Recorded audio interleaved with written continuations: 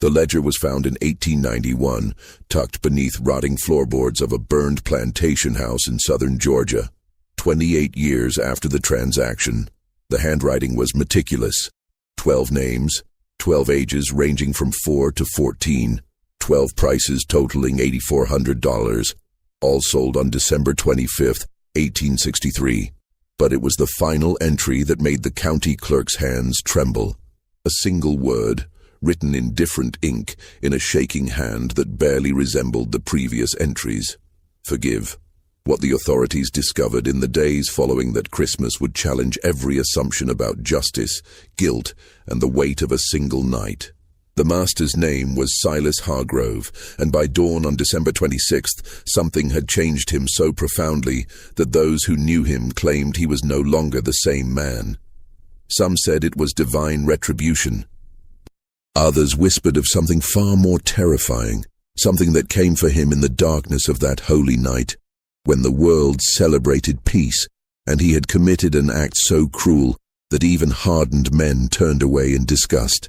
The truth, buried in testimonies, letters, and the fragmented memories of those who survived, is more disturbing than any legend. Because what happened to Silas Hargrove that night wasn't supernatural. It was entirely, horrifyingly human. And what makes this story even more chilling is that every detail can be traced back to documented records, witness accounts, and the physical evidence that remained long after everyone involved had turned to dust. Before we continue with the story of Silas Hargrove and the 12 children whose lives he sold for profit on the holiest day of the year, I invite you to subscribe to this channel and hit the notification bell so you never miss stories like this one. And please, leave a comment telling us what state or city you're listening from. We love knowing where our audience is. Now let's uncover what really happened on that Christmas night in 1863. The Hargrove plantation sat 7 miles south of Valdosta, Georgia, on land that had been in the family since 1809. By 1863, it was one of the few estates in the region still operating at near full capacity, despite the war that had been tearing the nation apart for nearly 3 years. While other planters had lost their labor force to Union raids or Confederate conscription, Silas Hargrove had managed to keep his operation intact through a combination of brutal discipline and geographic isolation. The plantation house itself was an imposing 2-story structure with white columns that had long since grayed with neglect. The paint peeled in long strips, revealing wood darkened by decades of humidity and heat. 6 windows faced the front yard, their glass warped with age, reflecting distorted images of anyone who approached. The roof sagged slightly in the middle, and during heavy rains, water would drip through the ceiling of the second-floor hallway, creating a rhythmic sound that echoed through the empty rooms. Surrounding the main house were the quarters, 23 small cabins arranged in 2 rows, each housing multiple families. The cabins were constructed of rough-hewn pine logs, chinked with mud and moss that had to be replaced every spring. Each cabin measured roughly 12 by 14 feet and housed anywhere from 4 to 8 people. There were no windows, only wooden shutters that could be propped open during the day. The floors were packed dirt, and the roofs were made of cypress shingles that leaked during storms. Beyond the quarters stood the cotton fields, stretching toward a line of pine trees that marked the edge of Hargrove land. 300 acres of cotton, though only about 200 were actively cultivated by 1863. The soil was red clay, difficult to work, and the yields had been declining for years. But Silas refused to acknowledge the decline, insisting in his ledgers that the land was as productive as it had been in his father's time. Between the fields and the quarters stood the work buildings. A cotton gin house, a blacksmith's forge, a carpentry shop, a smokehouse, and a large barn that stored equipment and served as a punishment site when Silas deemed it necessary. The gin house was the largest structure on the property aside from the main house, a cavernous building with a dirt floor and massive wooden gears that separated cotton fiber from seed. The sound of the gin during harvest season was deafening, a constant grinding and clanking that could be heard for miles. Silas Hargrove was 47 years old in December of 1863. He stood just under 6 feet tall, with a thin frame that had grown thinner over the years. His hair, once dark brown, had turned mostly grey, and he wore it combed straight back from a high forehead. His face was angular, all sharp lines and prominent bones, with deep-set eyes that rarely made direct contact with anyone. He had a habit of pursing his lips when he was thinking, creating deep lines around his mouth that made him look perpetually disapproving. Those who dealt with him in business described him as methodical, cold, and obsessed with maintaining control. He kept detailed records of everything: crop yields, weather patterns, expenditures, and the names, ages, and estimated values of every enslaved person on his property. His ledgers filled an entire bookshelf in his study, each one labeled by year and category. He would spend hours reviewing them, making notations in the margins, calculating projections for future harvests. But there was something else in those ledgers, something that wouldn't be discovered until after his death. Interspersed among the business entries were personal observations, written in a smaller, more cramped handwriting.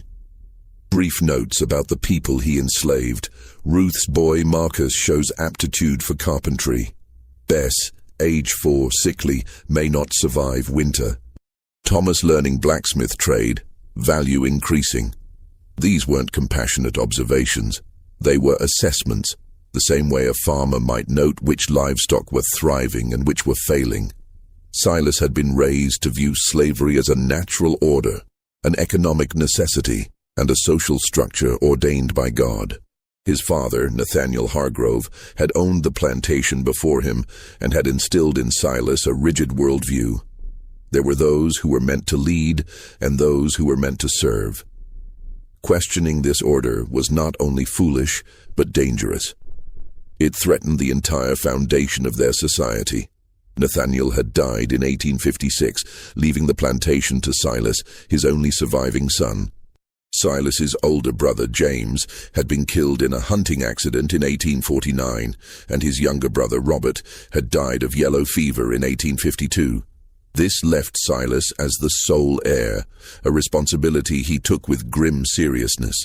Silas had married in 1851 at the age of 35 to a woman named Catherine Brennan, the daughter of a wealthy merchant in Savannah. It was not a love match, but a practical arrangement. Catherine brought a substantial dowry, and Silas provided social standing and land. They had 4 children in quick succession: 2 sons, William and Charles, and 2 daughters, Margaret and Anne. Catherine was a quiet woman, deeply religious, who spent most of her time in the upstairs rooms of the house, reading scripture and writing letters to her family in Savannah. She rarely ventured into the fields or the quarters, and she never questioned Silas's management of the plantation. But those who knew her said she seemed perpetually sad, as if she carried a weight she couldn't name. In 1859, Catherine became pregnant with their 5th child. The pregnancy was difficult from the start. She was weak, often bedridden, and by the 8th month, it was clear something was wrong. On a cold night in November, she went into labor.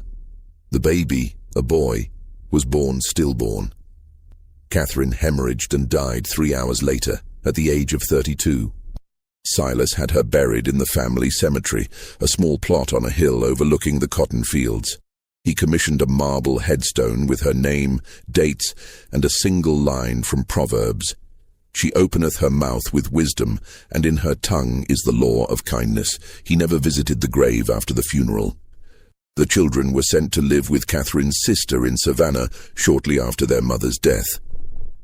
Silas told people it was for their education and safety, but those close to the family suspected the real reason.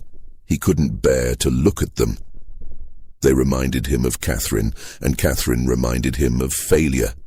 He had failed to protect her, failed to give her a life of happiness, failed to be anything more than a cold, distant husband. With the children gone, Silas retreated further into his work. He spent 18 hours a day managing the plantation, reviewing ledgers, planning crops, and maintaining the rigid control that defined his existence. He ate alone, slept alone, and spoke only when necessary. The enslaved families learned to avoid him when possible, to move quietly when he was near, to never meet his eyes. His only regular companion was Dutch Keller, the overseer. Dutch was a large man, over 6 feet tall and heavily muscled, with a thick red beard and small, cold eyes. He had worked on the plantation since 1857, hired by Silas's father shortly before Nathaniel's death. Dutch was efficient, brutal when he deemed it necessary, and utterly loyal to Silas. He lived in a small house near the gin, separate from both the main house and the quarters, a physical representation of his position, above the enslaved, but below the master. Dutch handled the day-to-day operations of the plantation, assigning work, distributing rations, maintaining discipline. Silas trusted him completely, perhaps because Dutch never questioned orders and never showed any sign of moral conflict about the nature of their work. To Dutch, enslaved people were tools, no different than plows or cotton gins. You maintained them, you used them, and when they broke, you replaced them. The winter of 1863 had been particularly harsh. Frost came early in November, killing the last of the cotton bolls before they could be harvested. By December, the ground was hard and unforgiving, and a thin layer of ice formed on the water barrels each morning. The enslaved families huddled in their cabins at night, burning what little firewood they were allotted, trying to keep warm in structures that were never designed for comfort. The cotton harvest had been the worst in a decade. Silas calculated that he had lost nearly 40% of his expected yield. The bales that were harvested were of poor quality, fetching lower prices at market, and the market itself was in chaos. The Confederate dollar was nearly worthless, inflation was rampant, and creditors were demanding payment in gold or goods. Silas was facing debts he couldn't ignore. He owed $3,200 to a bank in Savannah, $1,800 to a cotton broker in Macon, and another $2,000 to various suppliers who had provided seed, equipment, and other necessities on credit. In total, he was nearly $7,000 in debt, with no clear way to pay. He spent the first 2 weeks of December reviewing his options. He could sell land, but land prices had collapsed due to the war. He could sell equipment, but he needed the equipment to operate. He could reduce his labor force, but he was already operating at minimum capacity. And then, on December 15th, he received a letter from Virgil Tate. Tate was a slave trader based in Macon, one of the few still operating in Georgia in 1863. Most of the slave trade had collapsed due to the war, but Tate had found a niche market, supplying labor to plantations in the Deep South that had been spared the worst of the fighting. He specialized in what he called future investments, young slaves who could be trained for specific tasks and would provide decades of labor. The letter was brief and businesslike. Tate had heard that Silas was facing financial difficulties. He was prepared to make a generous offer for young slaves, ages 4 to 14, paid in gold. He would take as many as Silas was willing to sell, no questions asked, with payment on delivery. Silas read the letter 3 times. He sat in his study staring at the words, calculating numbers in his head. 12 children. If he sold 12 at an average price of $700 each, he would have $8,400. Enough to pay all his debts and have money left over for seed and supplies for the spring planting. He told himself it was business, just business. The children were eating food the plantation couldn't spare. They wouldn't be productive for years. Their parents would have more children. It was a practical decision, a necessary decision. It was what his father would have done. He wrote back to Virgil Tate that same evening, agreeing to the sale. 12 children, ages 4 to 14, to be delivered on December 25th, Christmas Day. Payment in gold on delivery. He sealed the letter and gave it to Dutch to post the next morning. Then he poured himself a glass of whiskey and returned to his ledgers, trying to ignore the small, persistent voice in the back of his mind that whispered he was making a mistake. The selection process began on December 18th, exactly 1 week before Christmas. Silas woke before dawn, as he always did, and spent an hour in his study reviewing the plantation records. He had a list of all the children on the property, 37 in total, ranging in age from infants to 16-year-olds. He needed to choose 12. The criteria were simple. They had to be healthy, between 4 and 14 years old, and from families that wouldn't cause too much trouble. Silas knew that selling children would provoke grief and anger, but he calculated that some families would be easier to manage than others.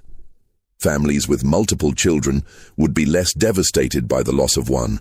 Families with strong male figures might resist, so he would avoid taking their children if possible. He made his preliminary selections on paper, writing 12 names in his ledger.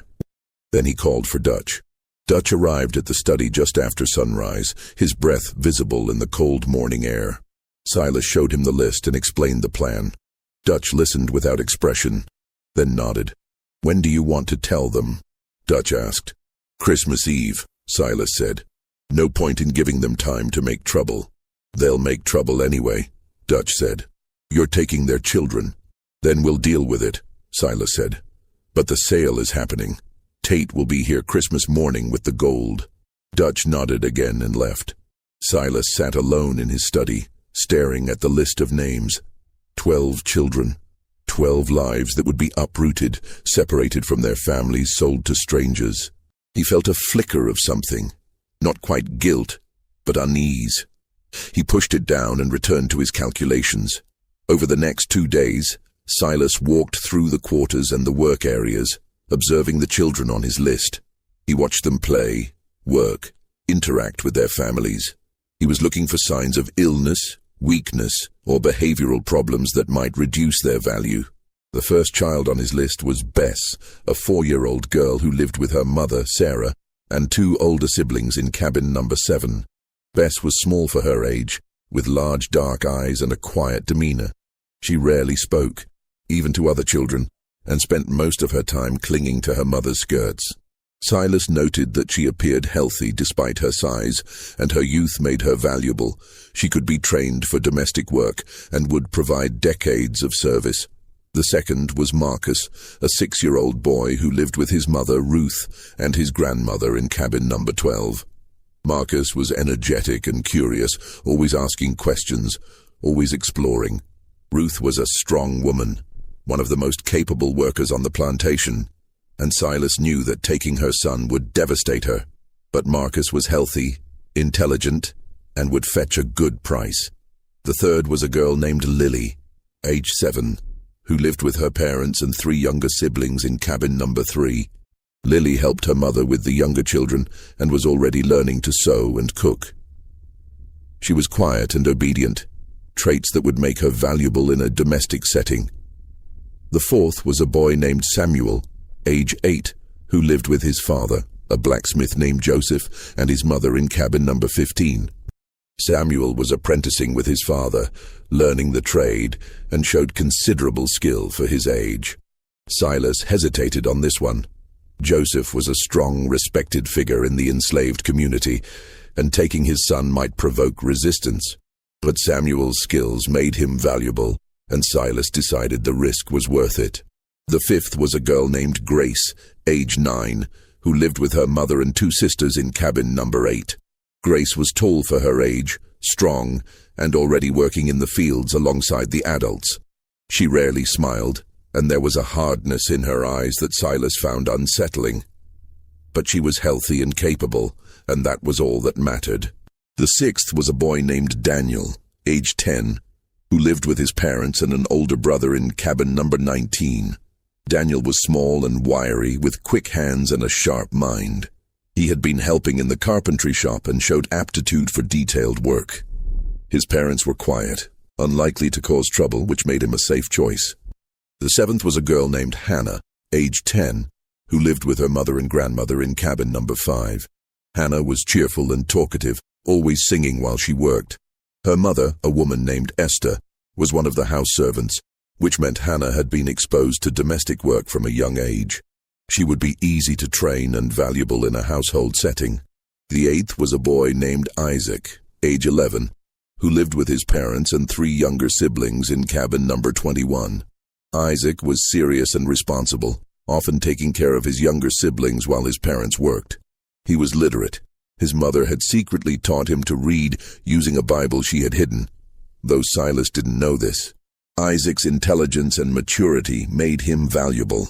The 9th was a girl named Abigail, age 12, who lived with her mother and 2 younger brothers in cabin number 9. Abigail was beautiful, with delicate features and a graceful manner. Silas knew that her appearance would make her valuable, though he didn't allow himself to think too deeply about why. She was quiet and obedient, unlikely to cause trouble. The 10th was a boy named Elijah, age 12, who lived with his parents and an older sister in cabin number 14. Elijah was strong and hard-working, already doing a full day's labor in the fields. He rarely spoke, keeping his thoughts to himself, but there was an intensity in his eyes that made Silas uncomfortable. Still, his strength and work ethic made him valuable. The 11th was a girl named Rebecca, age 13, who lived with her mother and younger sister in cabin number 6. Rebecca was skilled in sewing and cooking, and she helped care for younger children in the quarters. She was mature for her age, with a quiet dignity that set her apart. Her mother was a widow, which meant there would be no father to cause trouble. The 12th was Thomas, age 14, who lived with his parents in cabin number 17. Thomas was the oldest on the list, nearly a man, and he had been apprenticing with the plantation blacksmith for 3 years. He was skilled, strong, and intelligent. He was also the most likely to resist, but his value was too high to pass up. 12 children, 4 girls, 8 boys, ages 4 to 14. Silas wrote their names in his ledger in neat, precise handwriting, along with estimated values based on age, health, and skills. The total came to $8,400, exactly what Virgil Tate had agreed to pay. Silas closed the ledger and locked it in his desk drawer. The selection was complete. Now he just had to wait until Christmas Eve to make the announcement. The week leading up to Christmas was unusually quiet on the Hargrove plantation. The weather remained bitterly cold, with temperatures dropping below freezing each night. A thin layer of snow fell on December 20th, unusual for southern Georgia, and it lingered on the ground for 2 days before melting into muddy slush. The enslaved families went about their work with the same efficiency as always, but there was a tension in the air that even Silas noticed. People spoke in hushed tones. Children played more quietly than usual. There were no songs in the fields, no laughter in the quarters.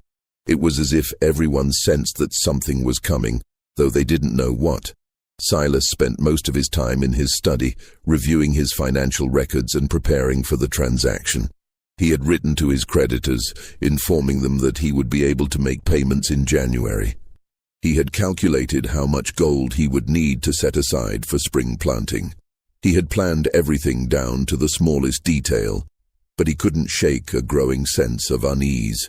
It started as a small, nagging feeling in the back of his mind, easy to ignore. But as Christmas approached, it grew stronger, more insistent. He found himself thinking about the children, not as assets or investments, but as individuals.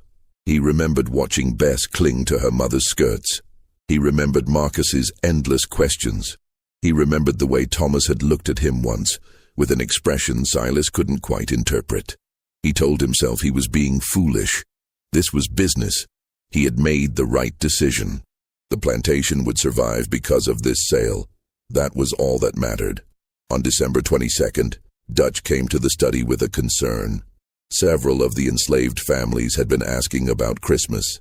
Traditionally, Christmas was one of the few days when they were given a break from work and allowed to celebrate with extra rations and small gifts. They wanted to know if the tradition would continue this year. Silas considered the question. Part of him wanted to cancel the celebration entirely. It seemed hypocritical to give them a day of rest when he was about to sell 12 of their children. But he also knew that canceling Christmas would raise suspicions and might provoke resistance before the sale could be completed. "Tell them Christmas will be observed as usual," Silas said. "Extra rations on Christmas Eve. No work on Christmas Day." Dutch nodded and left. Silas returned to his ledgers, but he couldn't concentrate. He kept thinking about the announcement he would have to make on Christmas Eve. He imagined the mothers' faces when they heard their children's names. He imagined the father's rage. He imagined the children's confusion and fear. He poured himself a glass of whiskey, even though it was only mid-afternoon. Then another. By evening he had finished half the bottle and fallen asleep at his desk. He dreamed of Catherine. She was standing in the upstairs hallway of the house, wearing the white dress she had been buried in. She was looking at him with an expression of profound sadness, and she was holding a baby, the stillborn son who had killed her. She didn't speak, but her eyes said everything. "What have you become?" Silas woke with a start, his heart pounding. The study was dark, the fire in the hearth reduced to glowing embers. He lit a lamp and checked his pocket watch. It was just after midnight, December 23rd. 2 days until the sale. He stood and walked to the window, looking out at the quarters. A few cabins had lights in the windows, candles or small fires. Most were dark. He wondered if the families were sleeping, or if they were lying awake, sensing the approaching storm. He turned away from the window and went upstairs to his bedroom. He didn't sleep for the rest of the night. December 23rd passed slowly. Silas stayed in his study, avoiding the quarters, avoiding Dutch, avoiding everyone. He reviewed the transaction papers Virgil Tate had sent, making sure everything was in order. He counted and recounted the estimated value of the children. He tried to focus on the numbers, the logic, the necessity of what he was doing. But the unease wouldn't leave him. It had grown into something more than discomfort. It was a physical sensation, a tightness in his chest, a weight pressing down on him. He found it difficult to breathe. His hands shook when he tried to write. He couldn't eat. That evening, he walked out to the family cemetery on the hill. He hadn't been there since Catherine's funeral 4 years earlier. The headstone was weathered but still legible. He stood in front of it, staring at the inscription, and tried to remember what it had felt like to care about someone. He couldn't. That part of him seemed to have died with Catherine, or perhaps even before. He had spent so many years viewing people as assets, as tools, as numbers in a ledger, that he had forgotten how to see them as anything else. He returned to the house as darkness fell. Tomorrow was Christmas Eve. Tomorrow he would make the announcement. And the day after, the children would be gone, and he would have his gold, and everything would go back to normal. He almost believed it. December 24th, 1863, dawned cold and grey. The sky was overcast, threatening more snow, and a bitter wind blew from the north. Silas woke early, as always, but he didn't go to his study. Instead, he stood at his bedroom window, looking out at the quarters, watching as smoke began to rise from the chimneys as families woke and started their fires. He knew what he had to do today. He had rehearsed the words in his mind 100 times. He would be brief, direct, unemotional. He would read the names from his ledger. He would tell them the children would be leaving at dawn. He would make it clear that resistance would be punished. It would take 5 minutes, maybe less. And then, it would be done. But as he stood at the window, watching the plantation wake up, he felt something he hadn't felt in years. Fear. Not fear of the enslaved family's reaction, though that was a concern, but a deeper fear, a primal dread that he couldn't name or explain. It felt like standing at the edge of a cliff, knowing that one more step would send him plummeting into darkness. He pushed the feeling down and got dressed. He went to his study and retrieved the ledger with the 12 names. He called for Dutch and told him to gather everyone in the yard at dusk for the rations distribution. Dutch nodded and left without comment.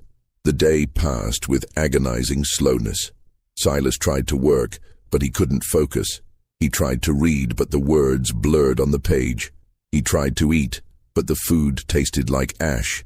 He spent most of the day sitting in his study, staring at the ledger, waiting for dusk. In the quarters, the families prepared for Christmas. Despite the cold and the hardships of the past year, there was a sense of anticipation. Christmas was one of the few days when they were allowed to rest, to be with their families, to pretend for just a moment that they were something more than property. The mothers cooked what little extra food they had been given. The fathers told stories to their children. The older children helped care for the younger ones. There was singing in some of the cabins, hymns and spirituals that had been passed down through generations. Ruth, Marcus's mother, held her son close as she prepared their meager Christmas meal. Marcus was excited, chattering about what he hoped to receive, maybe an extra piece of cornbread or a small toy carved from wood. Ruth smiled and stroked his hair, trying to memorize the feel of him, the sound of his voice, the warmth of his small body against hers. She didn't know why, but she had a terrible feeling that something was wrong. She had felt it for days, a growing dread that she couldn't shake. She had dreamed the night before of Marcus walking away from her into darkness, and no matter how loudly she called, he didn't turn back. She held him tighter and whispered a prayer. As dusk approached, Dutch walked through the quarters calling for everyone to gather in the yard for rations. The families emerged from their cabins, bundled against the cold, and assembled in front of the big house. There were 63 people in total, men, women, and children, representing 23 families. Silas stood on the porch, the ledger in his hands. Dutch stood beside him, his face expressionless. The enslaved families waited in silence, their breath visible in the cold air. Silas opened the ledger. His hands were shaking, and he gripped the book tighter to steady them. He looked out at the assembled faces, faces he had seen every day for years, faces he had never truly looked at. "I have an announcement," he said. His voice sounded strange to his own ears, thin and distant. The crowd waited. Silas looked down at the ledger and began to read the names. Bess, Marcus, Lily, Samuel, Grace, Daniel, Hannah, Isaac, Abigail, Elijah, Rebecca, Thomas. 12 names. As each name was called, a ripple of confusion passed through the crowd. Parents looked at each other, trying to understand. Children looked up at their mothers and fathers, sensing something was wrong. "These children have been sold," Silas continued, his voice flat. "They will be leaving at dawn tomorrow. The buyer will arrive with a wagon. The transaction is final. Anyone who interferes will be punished." For a moment, there was absolute silence. The words hung in the cold air, incomprehensible. And then, slowly, the meaning sank in. The first sound was a gasp, a sharp intake of breath from one of the mothers, then another, and then the wailing began. It started with Ruth. She let out a sound that was barely human, a howl of grief so profound that it seemed to tear the air itself. She fell to her knees, clutching Marcus to her chest, and the sound that came from her was the sound of a soul breaking. Other mothers joined her. Sarah, Bess's mother, collapsed, her body shaking with sobs. Esther, Hannah's mother, screamed and reached for her daughter, pulling her close. The fathers stood rigid, their faces carved from stone, their fists clenched at their sides. The children began to cry, not understanding what was happening but sensing their parents' terror. Bess clung to her mother, her small body trembling. Marcus buried his face in Ruth's shoulder. Thomas stood apart from his parents, his face blank, his eyes fixed on Silas. Ruth crawled forward on her knees, her hands outstretched, her face wet with tears. She reached the porch steps and looked up at Silas, her voice breaking. "Please," she said. "Please, Master Hargrove, don't take my boy. He's all I have. Please, I'll work harder. I'll do anything. Please, don't take him." Silas looked down at her. He saw the desperation in her eyes, the absolute terror. He saw Marcus clinging to her, his small face pressed against her neck, and for a moment, just a moment, he felt something crack inside him. But then he remembered the debts, the creditors, the plantation, the necessity of survival. He hardened his expression and said the words that would haunt him for the rest of his life. "He's worth more than you." Ruth's face crumpled. She let out another wail and collapsed onto the frozen ground, her body racked with sobs. Other mothers surged forward, begging, pleading, offering anything and everything if he would just spare their children. Silas turned and walked into the house. He locked the door behind him and stood in the dark hallway, listening to the sounds of grief outside. The wailing continued for hours, a sound so terrible that it seemed to seep into the walls of the house, into the very foundation. He went to his study and poured himself a glass of whiskey. Then another. He tried to block out the sounds, but they followed him, echoing in his mind. He sat at his desk and stared at the ledger, at the 12 names written in his neat handwriting. Just business, he told himself. Just business. But the words felt hollow. Outside in the quarters, the families held their children. They sang to them, whispered prayers, made promises they knew they couldn't keep. They tried to memorize every detail, the shape of their faces, the sound of their voices, the feel of their small hands. Ruth held Marcus all night, rocking him, singing softly. Marcus had stopped crying and was quiet now, his small body warm against hers. She whispered to him about how much she loved him, about how he needed to be strong, about how she would never forget him. "Will I see you again, Mama?" Marcus asked, his voice small. Ruth couldn't answer. She just held him tighter and continued to sing. In cabin number 17, Thomas sat with his parents. His father, a strong man named Jacob, had his hand on Thomas's shoulder. His mother, a woman named Miriam, held his hand. They didn't speak. There was nothing to say. Thomas looked at his parents and felt something harden inside him. He was 14 years old, nearly a man, and he understood what was happening in a way the younger children didn't. He understood that tomorrow he would be taken from his family and sold to a stranger. He understood that he would likely never see his parents again. He understood that his life, his future, his very identity was being erased because a white man needed money, and he understood that there was nothing he could do about it. But as he sat there holding his mother's hand, feeling his father's grip on his shoulder, he made a silent promise. He would survive. He would remember. And someday, somehow, he would make sure that what was being done to him and the other children would not be forgotten. The night deepened. The temperature dropped. The wailing in the quarters gradually subsided into quiet sobbing, and then into silence. But it was not a peaceful silence. It was the silence of grief too profound for words, of hearts breaking in the darkness. In the big house, Silas sat alone in his study. He had finished the bottle of whiskey and started another. His mind was foggy, his thoughts disjointed. He kept seeing Ruth's face, hearing her voice. "Please don't take my boy." He stood and walked to the window. The quarters were dark now, no lights in the windows. He wondered if anyone was sleeping, or if they were all lying awake, holding their children, counting down the hours until dawn. He turned away from the window and was about to return to his desk when he heard it. A knock at the door. 3 soft, deliberate strikes. Silas froze. It was just after midnight. Who would be knocking at this hour? He assumed it was Dutch, perhaps with news about the arrival time or a concern about potential resistance. He walked through the dark hallway to the front door and opened it. No one was there. The porch was empty. The yard beyond was still, illuminated by a half-moon that cast long shadows across the frozen ground. Silas stepped outside, his breath visible in the cold air. He looked left, then right. Nothing. He was about to go back inside when he saw them. 12 figures standing at the edge of the yard where the grass met the dirt path leading to the quarters. Small figures. Children.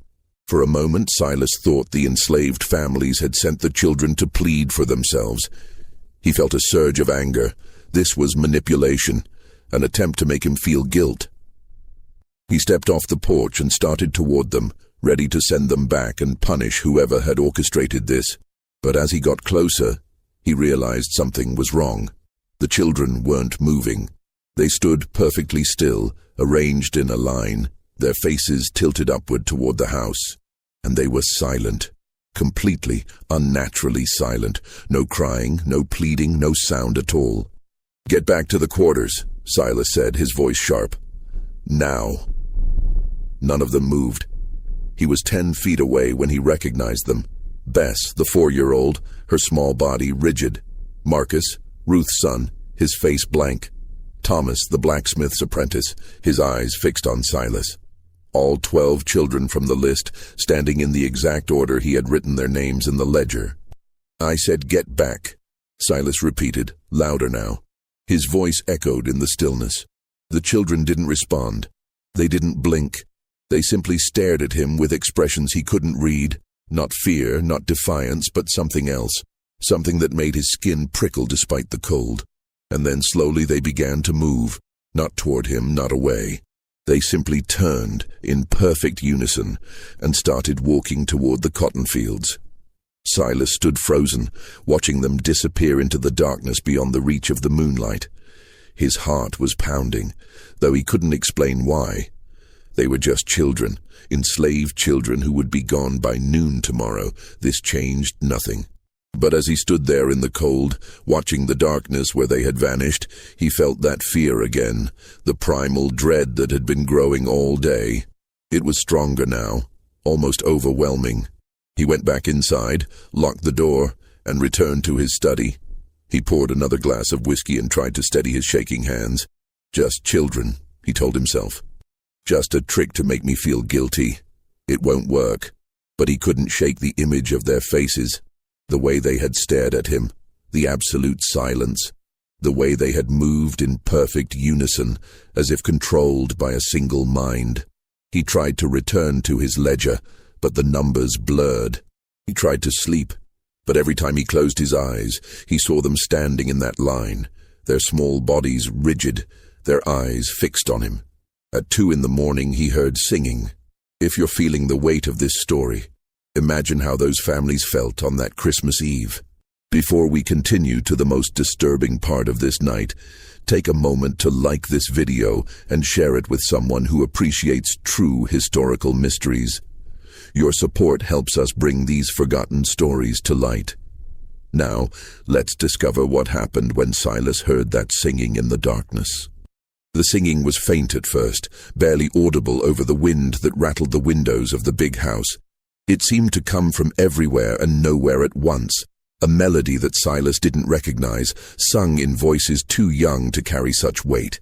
The tune was slow, mournful, with a rhythm that felt wrong, discordant, like a hymn sung backward or a lullaby twisted into something dark.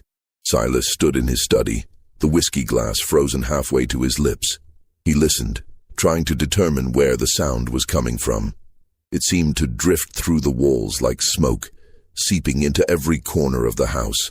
He went to the window and looked out. The yard was empty. The quarters were dark, but the singing continued, rising and falling in waves that made his chest tighten. He grabbed his coat and a lantern and went outside. The moment he stepped off the porch, the singing stopped. The silence that followed was worse. It was total, oppressive, as if the world itself had stopped breathing. No wind, no insects, no distant sounds of animals in the woods, no creaking of trees or rustling of leaves, just silence, so complete that Silas could hear his own heartbeat pounding in his ears. He held the lantern high and walked toward the quarters. His boots crunched on the frozen ground, each step unnaturally loud in the stillness. He expected to find the families awake, perhaps gathered in one of the cabins, perhaps singing to comfort themselves. But every door was closed, every window dark. He knocked on the nearest door, cabin number 7, where Bess lived with her mother, Sarah. No answer. He knocked again, harder. Still nothing. He pushed the door open. Inside, Sarah lay on a pallet with her 2 older children, all 3 of them asleep. But it wasn't a normal sleep. Their breathing was shallow, almost imperceptible, and they didn't stir when Silas called out. He moved closer and shook Sarah's shoulder. She didn't wake.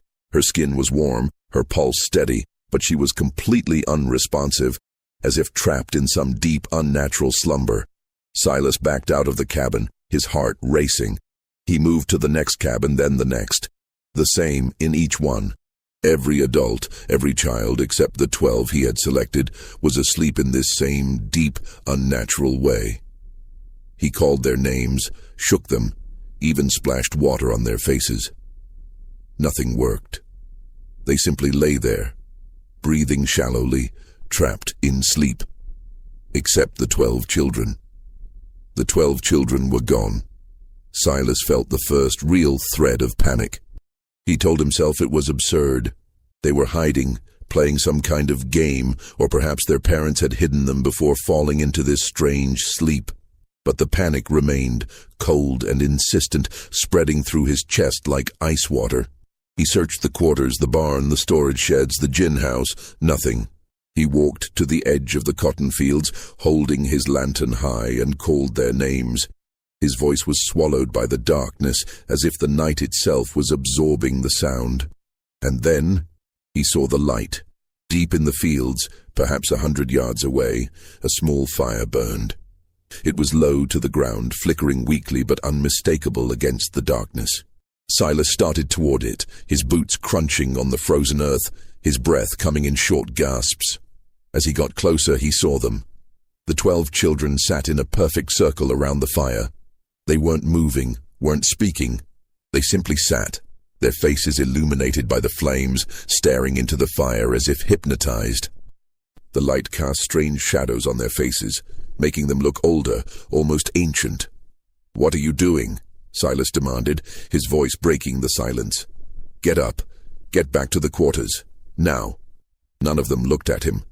They continued to stare into the fire, their expressions blank. He stepped closer, anger overriding fear. "I said get up." One of the children, Thomas, the oldest, finally turned his head. His eyes met Silas's, and for the first time, the boy spoke. "We're waiting." His voice was calm, almost conversational, but there was something underneath it that made Silas's skin crawl. "Waiting for what?" Silas snapped.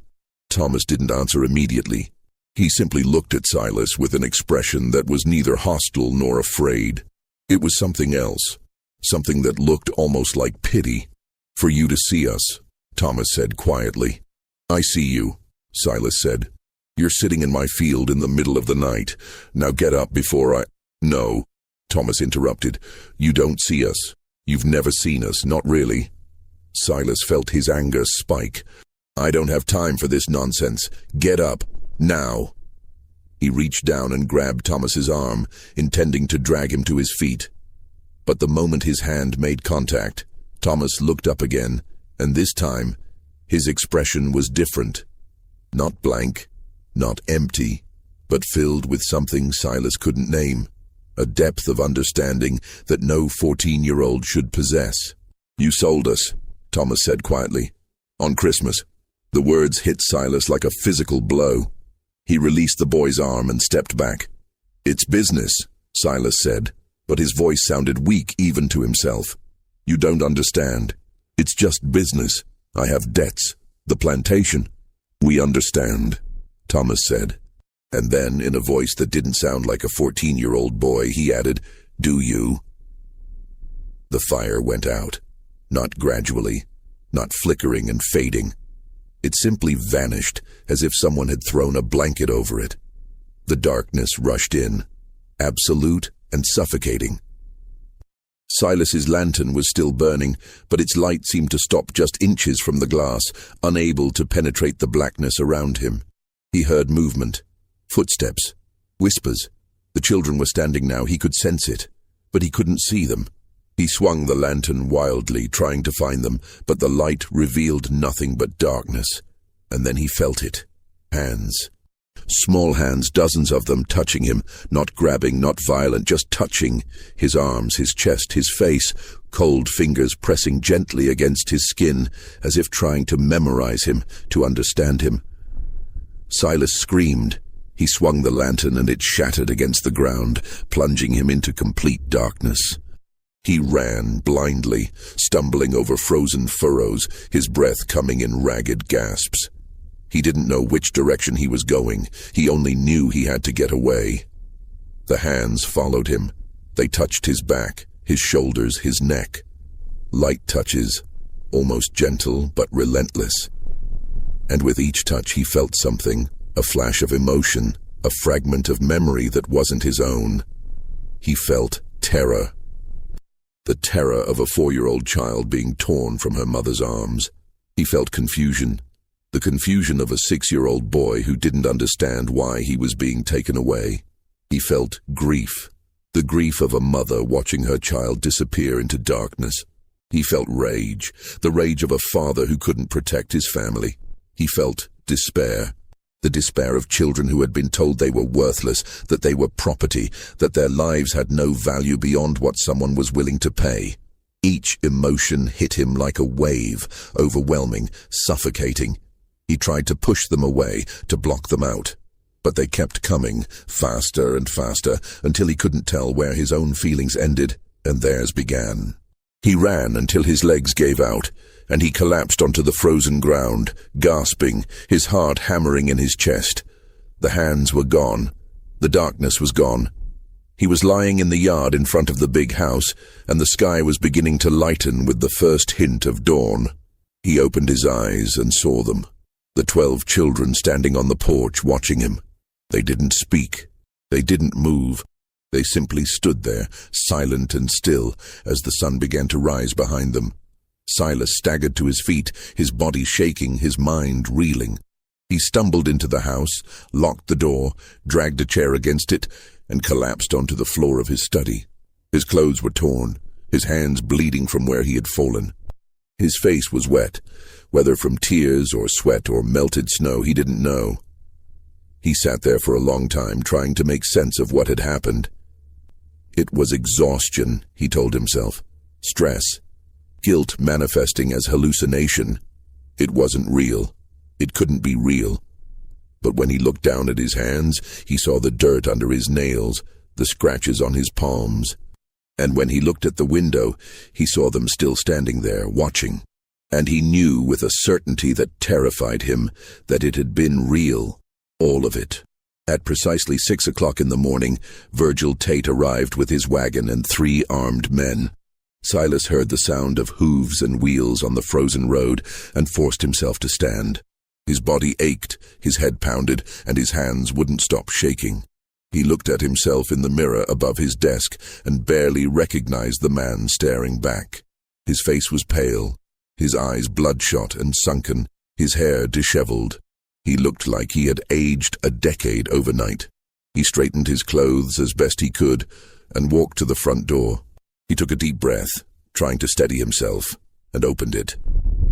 Virgil Tate was a large man, over 6 feet tall and heavily built, with a thick black beard and cold, calculating eyes. He wore a long coat and a wide-brimmed hat, and he carried himself with the confidence of a man who had done this transaction 100 times before. Behind him, 3 men sat on the wagon, all armed with rifles, all watching Silas with expressions of bored indifference. "Hargrove," Tate said, his voice gruff. "You have them ready?" Silas opened his mouth to respond, but no words came out. He looked past Tate to the yard, where the 12 children still stood in a line, exactly as they had been, waiting. But something was different now. In the growing light of dawn, he could see their faces clearly, and what he saw made his breath catch in his throat. They weren't blank anymore. They weren't empty. Their eyes were filled with something he finally recognized, something he had been too blind to see before. Humanity. They were children, just children. Children who were terrified, confused, grieving. Children who had families, who had dreams, who had futures that were being stolen from them. Children who were exactly like his own sons and daughters, except for the color of their skin and the accident of their birth. And he was about to sell them, on Christmas morning, for gold. "Well," Tate said impatiently, "let's get this done. I have another stop in Thomasville."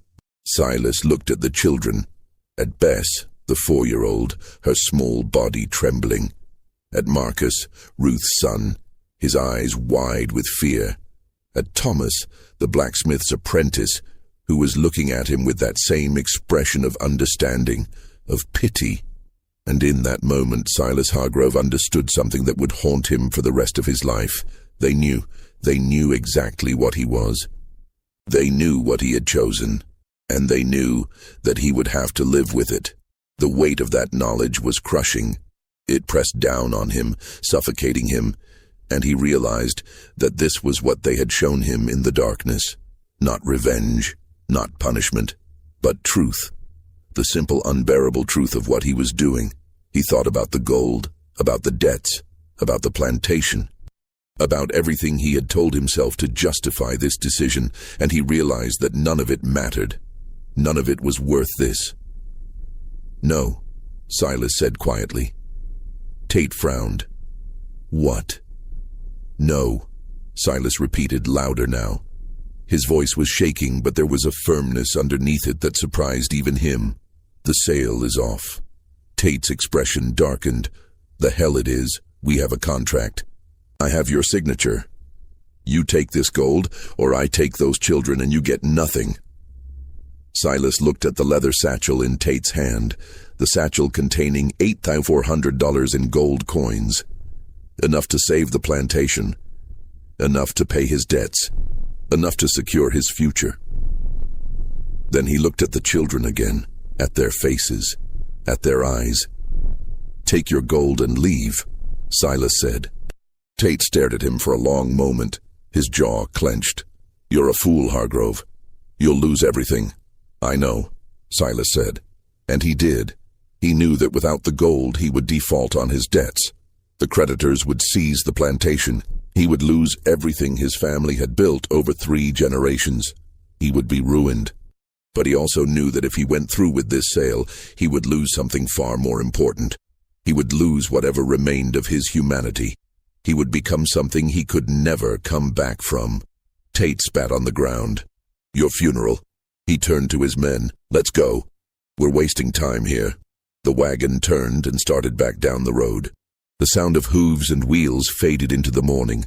Silas stood on the porch watching them disappear and felt something inside him break and reform at the same time.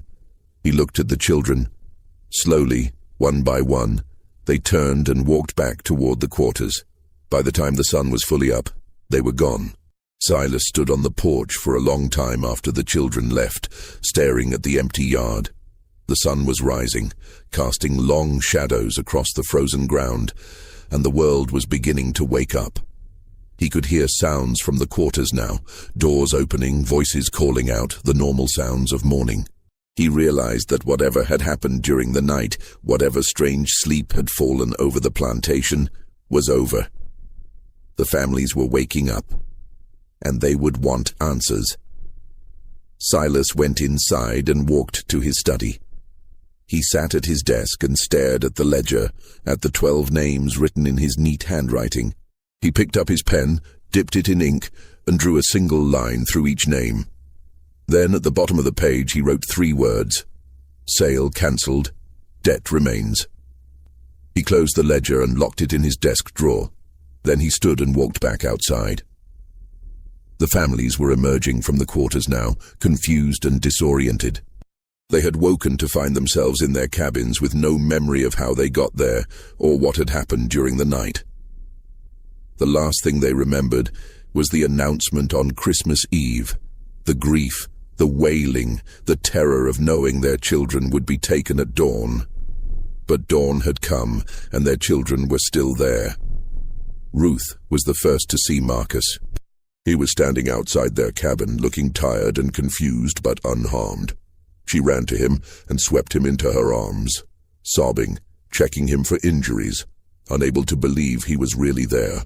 Other mothers did the same, finding their children, holding them, weeping with relief and confusion. The children couldn't explain what had happened. They remembered standing in the yard, remembered walking to the fields, remembered sitting around a fire. But after that, everything was blank until they woke up at dawn. Dutch Keller emerged from his house near the gin, looking as confused as everyone else. He had fallen asleep at his desk the night before and woken to find it was Christmas morning. He walked to the big house and found Silas standing on the porch. "What happened?" Dutch asked. "Where's Tate? Did the sale go through?" "No," Silas said. "I cancelled it." Dutch stared at him. "You what?" "I cancelled the sale," Silas repeated. "The children are staying.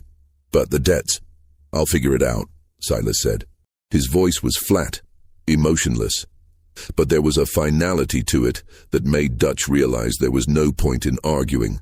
Dutch shook his head. "You've lost your mind." "Maybe," Silas said. "Or maybe I just found it." Dutch left, muttering under his breath. Silas remained on the porch, watching as the families slowly realized what had happened. The children weren't being taken. They were safe. It was Christmas morning and they were still together. The relief was palpable, but so was the confusion. No one understood what had changed. No one knew why Silas had cancelled the sale, and no one dared to ask. Silas spent the rest of Christmas Day alone in his study. He didn't eat. He didn't sleep. He simply sat at his desk, staring at the ledger, replaying the events of the night over and over in his mind. The children in the yard, the fire in the fields, the hands in the darkness, the emotions that had overwhelmed him. Terror, confusion, grief, rage, despair. He had felt what they felt. He had experienced for just a moment what it was like to be them, to be powerless, to be property, to be seen as less than human, and it had broken something in him that could never be repaired. The days following Christmas of 1863 were marked by a strange, heavy silence on the Hargrove plantation. The enslaved families returned to their work, but something had shifted. They moved through their tasks with the same efficiency, but there was a new quality to their presence, a quiet dignity, a sense of having witnessed something that couldn't be undone. Silas Hargrove did not leave the big house for 3 days. Dutch Keller tried to speak with him on December 27th, knocking on the study door and asking about the plantation's operations. Silas didn't respond. Dutch could hear him inside, moving around, but the door remained locked. On the 28th, Dutch left a tray of food outside the door. It sat there untouched until the 29th, when Silas finally emerged. Those who saw him said he looked like he had aged a decade. His face was gaunt, his eyes sunken and red-rimmed, with dark circles that spoke of sleepless nights. His hands trembled when he tried to hold a pen.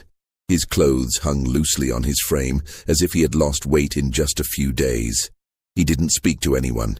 He simply walked through the plantation, stopping occasionally to stare at the quarters, the fields, the places where the children played.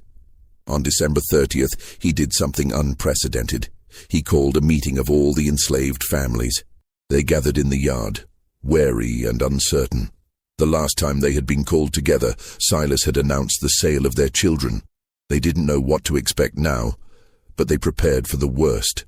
Silas stood on the porch, the same spot where he had made the announcement 6 days earlier. But this time, everything about him was different. His posture was less rigid. His voice was quieter. And when he spoke, there was something in his tone that none of them had ever heard before. Uncertainty, humility, perhaps even shame. "I'm giving you a choice," he said. The families exchanged glances, confused. Enslaved people didn't get choices. "Anyone who wants to leave can leave," Silas continued. His voice was steady, but there was an undercurrent of emotion that threatened to break through. "I won't stop you. I'll give you papers saying you're free. You can go north, find the Union lines, start over. Anyone who wants to stay can stay. I'll pay wages. Not much, but something. Real money, not scrip. And the children..." He paused, his voice catching. "The children will go to school. I'll hire a teacher. They'll learn to read and write." The silence that followed was profound. No one moved, no one spoke. They simply stared at him, trying to understand if this was real or another cruel trick. "I know you don't trust me," Silas said, and for the first time, his voice broke slightly. "I don't blame you. I've given you no reason to trust me, but I'm telling you the truth. You're free to choose. And whatever you decide, I won't punish you for it." He turned and went back inside, leaving them standing in the yard, stunned. Over the next week, the families discussed what to do. Some were suspicious, believing this was a trap. Others were cautiously hopeful. A few were simply too exhausted to care. They had survived this long, and they would continue to survive, whatever Silas's motivations might be. In the end, 11 families left. They packed what little they had, a few clothes, some cooking implements, blankets, and walked north toward the promise of Union protection. It was winter. The roads were dangerous, and they had no guarantee of safety. But they chose to take the risk, rather than stay on a plantation where they had been treated as property for so long. 12 families stayed, not because they trusted Silas, but because they had nowhere else to go. Winter was brutal for those without shelter, and the roads were full of Confederate patrols who would capture and re-enslave any black person without papers. Staying was the practical choice, even if it meant remaining in a place filled with painful memories. Silas kept his word. In early January, he hired a teacher, a widow from Valdosta named Mrs. Calloway. She was in her 50s, educated, and had been struggling to make ends meet since her husband's death. Silas offered her room and board, plus a small salary, to teach the children 3 times a week. Mrs. Calloway was skeptical at first. She had heard stories about Silas Hargrove, about his coldness and his reputation as a harsh master. But when she arrived at the plantation and saw the children, saw their eagerness to learn, their bright eyes and quick minds, she agreed to take the position. She set up a small schoolroom in one of the unused storage buildings. She taught reading, writing, arithmetic, and history. The children were hungry for knowledge, absorbing everything she taught them with an intensity that moved her to tears. Thomas, the 14-year-old blacksmith's apprentice, was her star pupil. He could already read a little. His mother had secretly taught him using a Bible, and he quickly advanced beyond the basics. Within weeks, he was reading at a level that would have been impressive for any child his age, enslaved or free.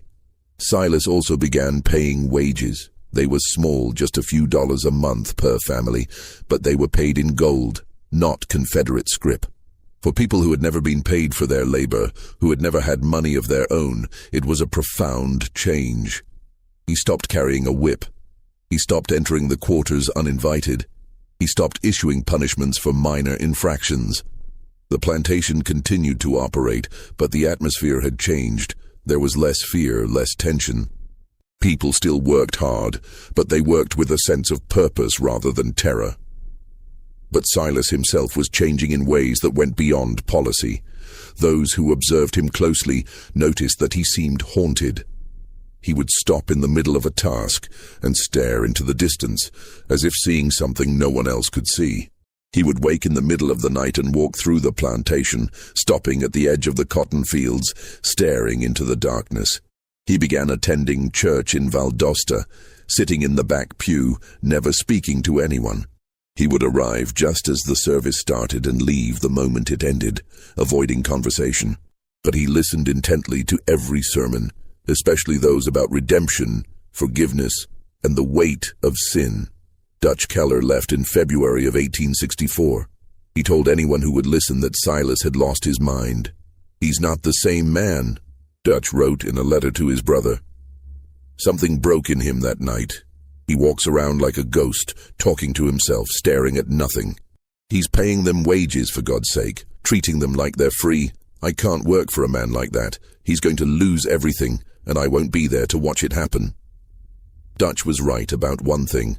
Silas was losing everything. Without the gold from the sale, he couldn't pay his debts. The creditors began sending increasingly threatening letters. The bank in Savannah filed a lien against the property. Suppliers refused to extend credit. But Silas didn't seem to care. He continued to pay wages. He continued to fund the school. He continued to treat the people on his plantation as human beings rather than property. In March of 1864, he did something even more unprecedented. He began writing letters to government officials advocating for the rights of enslaved people. He wrote to the governor of Georgia, to members of the Confederate Congress, to anyone who might listen. His letters were passionate, detailed, and deeply personal.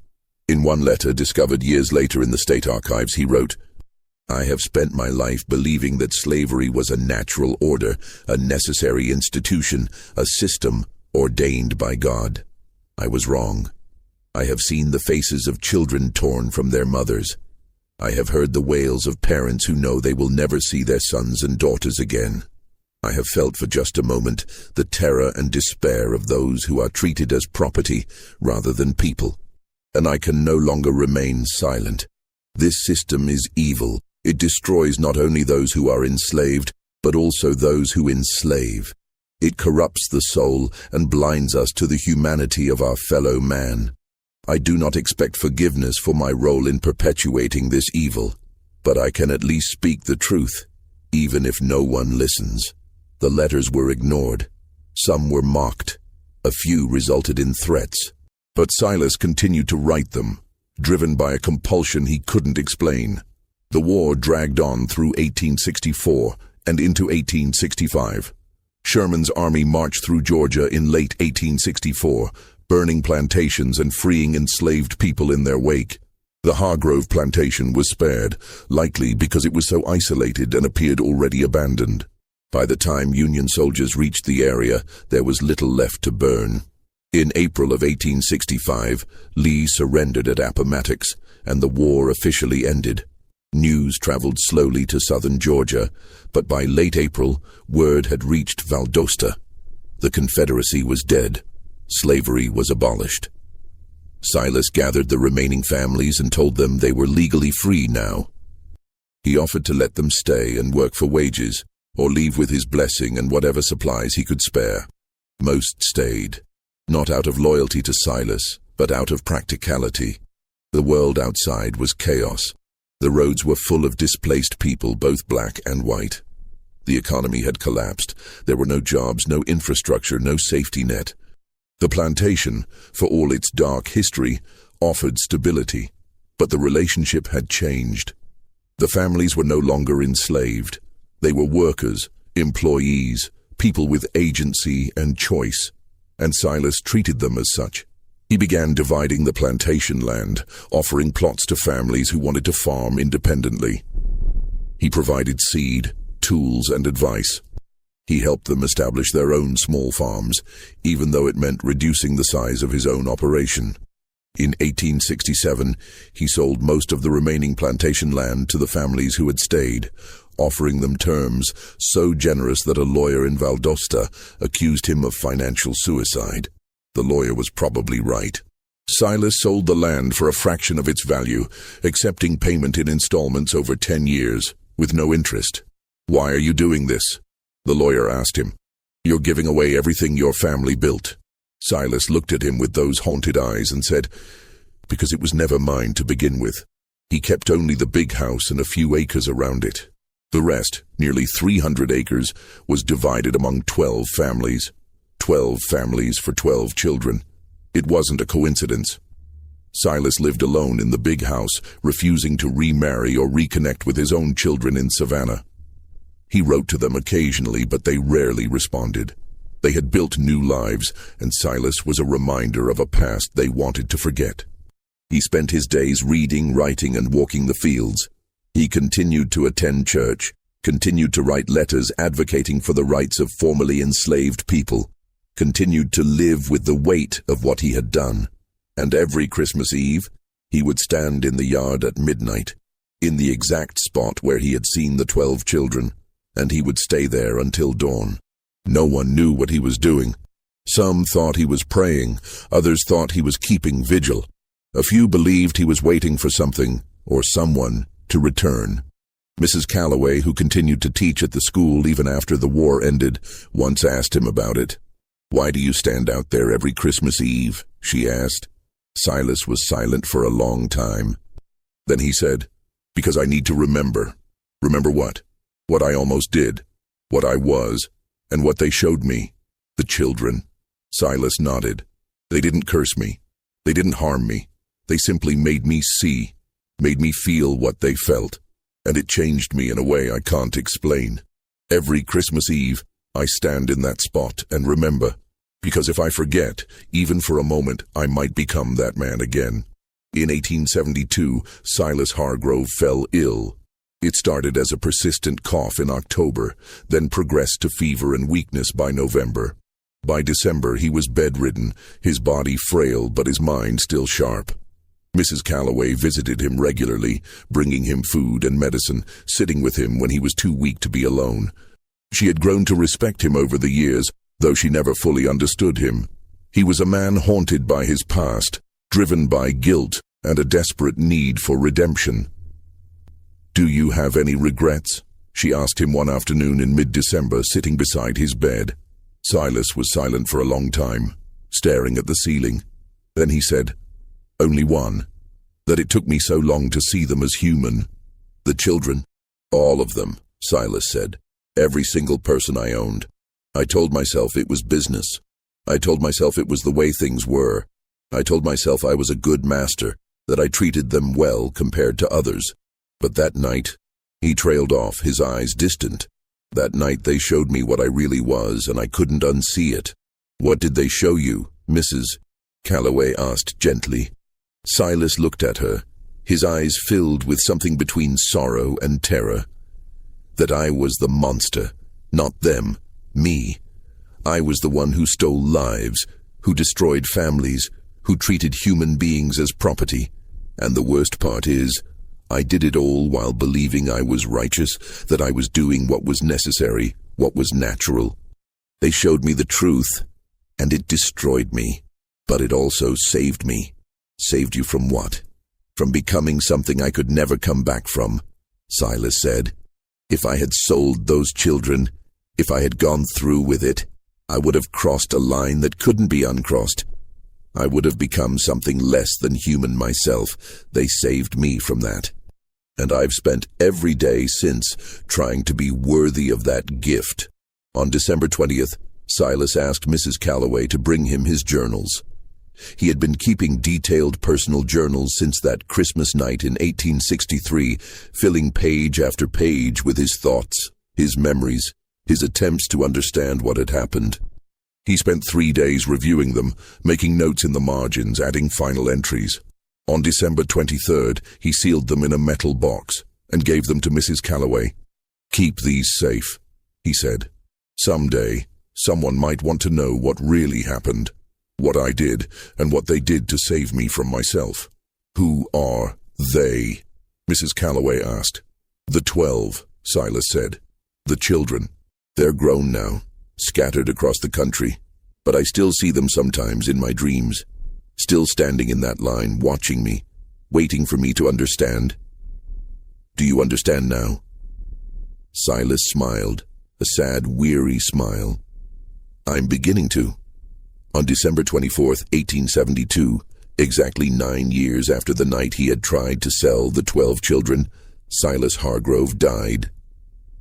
It was just after midnight, Christmas morning. Mrs. Calloway was with him, holding his hand, when he took his last breath. His final words were barely a whisper. "Forgive."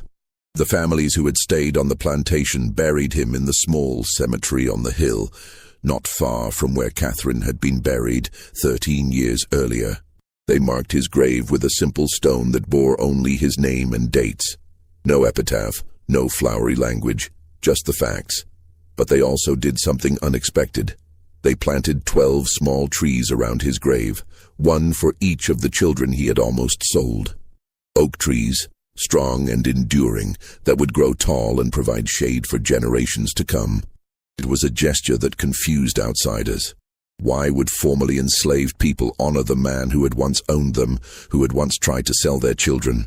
But those who had lived through that Christmas night understood. Silas Hargrove had been a monster, yes, but he had also been a man who had changed, who had spent the last 9 years of his life trying to atone for his sins. He hadn't succeeded. Some sins are too great for atonement. But he had tried. And in a world where most slaveholders never acknowledged their crimes, never changed their ways, never showed even a hint of remorse, that meant something. In 1891, a fire swept through the old plantation house. It had been abandoned for years, slowly decaying, the windows broken, the roof collapsing, the walls covered in vines. No one was surprised when it finally burned. Lightning strike, most people assumed, or perhaps a vagrant's campfire that got out of control. But when county officials came to assess the damage and determine if the property was safe, they found something in the ruins. Beneath the charred floorboards of the study, they discovered a metal box. It was scorched but intact, sealed tight against the flames. Inside were Silas's journals, not the business ledgers, but personal journals he had kept from 1863 until his death. The county clerk, a man named William Brennan, no relation to Silas's late wife, took the journals back to his office and began to read them. What he found disturbed him so deeply that he sealed the journals and refused to discuss them publicly for years. The entries from December 1863 were the most disturbing. Silas had written about the night of the 25th in excruciating detail. The children in the yard, the fire in the fields, the hands in the darkness, the overwhelming emotions that had flooded through him. But he had also written something else, something that Brennan found so unsettling that he questioned his own sanity for believing it. In the final entry from that night, written in the early hours of December 26th, Silas had described what he believed had happened. They didn't speak, but I heard them. Not with my ears, but with something deeper. They asked me a question, over and over, in voices that weren't voices. Do you see us? Not as property, not as numbers in a ledger, but as children, as human beings, as souls with the same capacity for pain, fear, and love as my own children.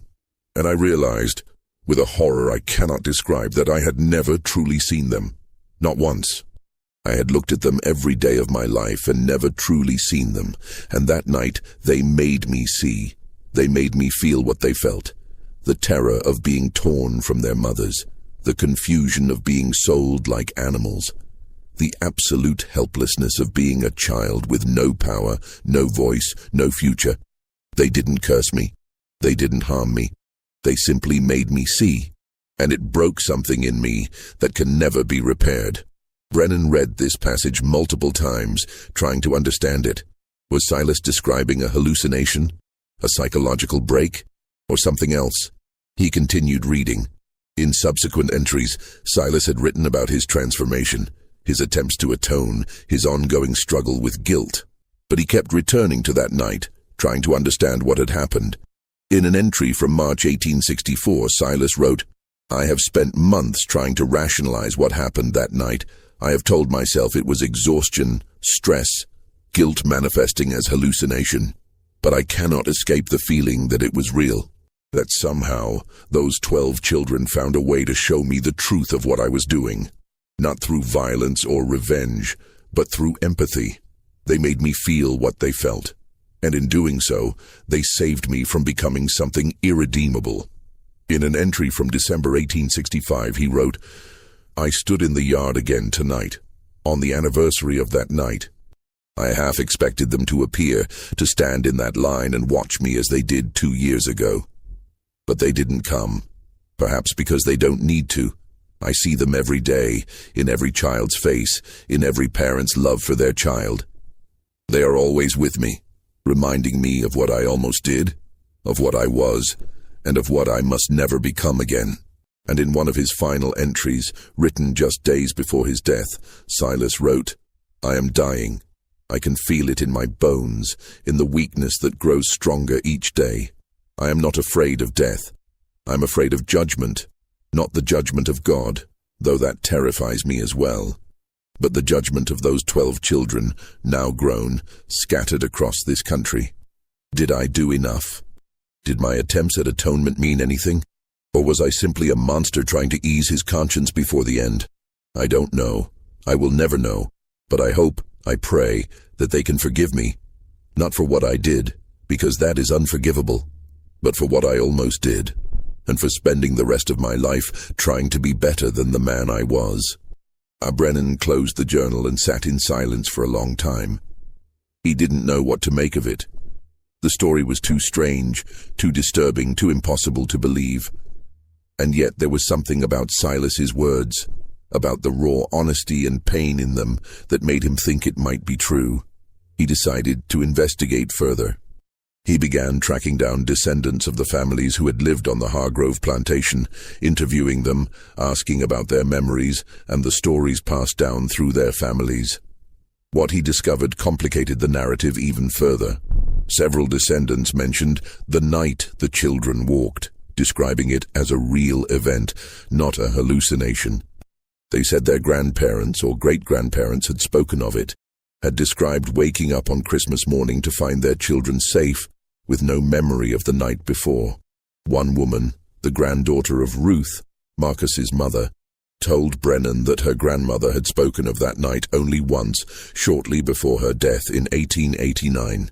She said it was like a dream, the woman told Brennan. She remembered the announcement, remembered the grief, remembered holding Marcus and singing to him, And then she remembered nothing until dawn, when she woke up and Marcus was still there. She said it felt like God had intervened, had put everyone to sleep and changed Mr. Hargrove's heart during the night. She never understood how or why, but she was grateful for it every day of her life. Another descendant, the grandson of Thomas, the blacksmith's apprentice, told a different story. "My grandfather didn't talk about that night much," he said, "but he told me once that he and the other children had been taken to the fields, that they had sat around a fire, and that Mr. Hargrove had come to them. He said they had shown him something, he wouldn't say what, and that it had changed him. My grandfather said it wasn't magic or anything supernatural. He said it was just truth. They had shown Mr. Hargrove the truth of what he was doing, and he couldn't live with it anymore." Brennan compiled all of this information into a report, but he never published it. He was afraid of being mocked, of being accused of believing in ghost stories or supernatural nonsense. He sealed the journals and the report in the county archives, where they remained for decades. The story of Silas Hargrove and the 12 children faded into obscurity. The plantation land was divided and sold over the decades. The big house burned and was never rebuilt. The cemetery was eventually overgrown and forgotten. The families who had lived there moved on, building new lives, and the painful memories of slavery gradually receded into the past. But the story didn't disappear entirely. It was passed down through families, whispered in hushed tones, told to children as a cautionary tale or a story of redemption. The details changed over time, as stories do, but the core remained the same. A man who had been willing to sell children on Christmas Day and the night that changed him forever. In 1923, a historian researching Reconstruction-era Georgia tracked down 3 of the 12 children, now elderly, and asked them about their experiences on the Hargrove plantation. 2 refused to discuss it. The third, a woman named Bess, the youngest of the 12, who had been only 4 years old that Christmas, agreed to speak, but only briefly. "I don't remember much," she said, her voice thin and wavering with age. "I was too young, but I remember my mama holding me that night, crying like the world was ending, and I remember waking up the next morning and everything was different. Mr. Hargrove was different, like something had died in him. My mama said it was a miracle. She said God had touched his heart, but I don't think it was God." When the historian asked what she thought it was, Bess was quiet for a long time. Then she said, "I think he finally saw us, really saw us, and it killed the part of him that could live with what he'd done." She died 3 weeks later, at the age of 64. She was the last of the 12 children to pass away. In 1979, a historian named Dr. Raymond Collier published a book titled The Christmas Reckoning, Guilt and Redemption on a Georgia Plantation. He had discovered the sealed journals in the county archives and spent years researching the story, tracking down descendants, and piecing together what had happened.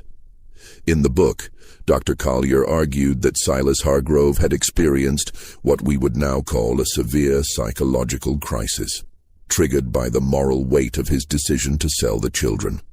He suggested that the events of Christmas night were likely a combination of sleep deprivation, stress, and a guilty conscience manifesting as vivid hallucinations. But he also included testimonies from the descendants that complicated that explanation. Several of them mentioned that their grandparents or great-grandparents had spoken of the night the children walked, describing it as a real event, not a hallucination. They said the children had been found in the fields at dawn, cold and disoriented, with no memory of how they got there. Dr. Collier couldn't explain that. He noted it in his book as an unresolved discrepancy and moved on. But in his private notes, discovered after his death in 2003, he wrote something different. "I don't know what happened on that plantation on Christmas night, 1863. I've spent years trying to find a rational explanation and I can't.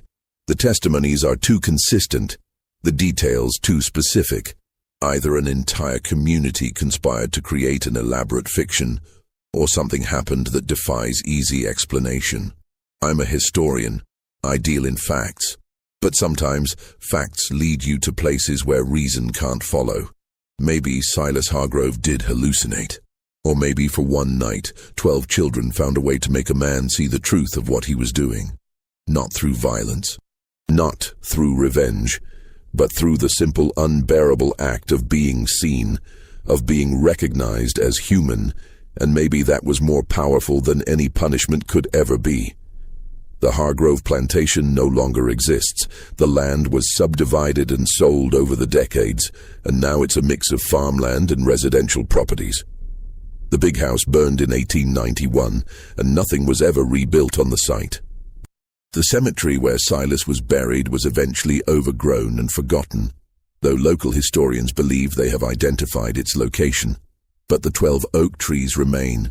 In 2015, a land survey team working in the area discovered a cluster of 12 massive oak trees arranged in a circle on a small hill. The trees were estimated to be over 140 years old, dating back to the 1870s.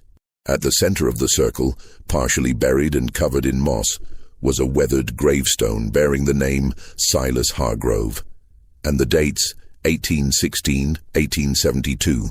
The discovery sparked renewed interest in the story. Local historians researched the site and confirmed that it was indeed the old Hargrove Plantation Cemetery. The 12 oak trees, they concluded, had been planted around Silas's grave shortly after his death. The site is now protected as a historical landmark. Visitors can walk among the oak trees, which have grown massive and majestic, their branches intertwining overhead to create a natural cathedral. At the base of each tree, a small plaque has been installed with the name of one of the 12 children: Bess, Marcus, Lily, Samuel, Grace, Daniel, Hannah, Isaac, Abigail, Elijah, Rebecca, and Thomas. It's a quiet place, peaceful and beautiful. But there's something about it that makes visitors uneasy. Perhaps it's the weight of history, the knowledge of what almost happened there. Or perhaps it's something else, something harder to define. People who visit the site often report feeling watched, as if unseen eyes are observing them from the shadows between the trees. Some hear faint singing, a melody they can't quite place. Others feel a sudden, overwhelming sense of grief or guilt that passes as quickly as it came. Are these experiences real, or are they simply the power of suggestion? The mind creating meaning where none exists? No one knows for certain, but what is certain is this. On Christmas night in 1863, something happened on the Hargrove plantation that changed the course of multiple lives. Whether it was a psychological break, a shared hallucination, or something that defies rational explanation, the result was the same. A man who had been willing to sell children for profit became a man who spent the rest of his life trying to atone for his sins. It wasn't enough. It could never be enough. Some sins are too great for atonement, but it was something. And in a world where most slaveholders never acknowledged their crimes, never changed their ways, never showed even a hint of remorse, that meant something. The 12 children grew up. They lived full lives, as full as any formerly enslaved person could in the post-war South. They had families, careers, struggles, and triumphs. And they carried with them, for the rest of their lives, the memory of that Christmas night when they had somehow made a monster see them as human. They never spoke publicly about what happened, perhaps because they didn't fully understand it themselves, or perhaps because some truths are too profound, too personal to be shared with the world. But they remembered, and their descendants remember. And now, through this story, we remember too. Not as a tale of supernatural revenge or divine intervention, but as a reminder of something far more important: the power of empathy, the weight of guilt, and the possibility, however slim, however difficult, of redemption. This story shows us that sometimes the most terrifying hauntings aren't supernatural. They're the moments when we're forced to confront the truth of our own actions. What do you think really happened on that Christmas night in 1863?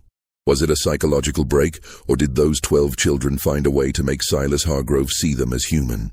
Leave your comment below with your thoughts. If you enjoyed this deep dive into one of history's most disturbing and mysterious events, subscribe to this channel, hit the notification bell, and share this video with someone who appreciates stories that blur the line between history and mystery. Thank you for watching, and we'll see you in the next video.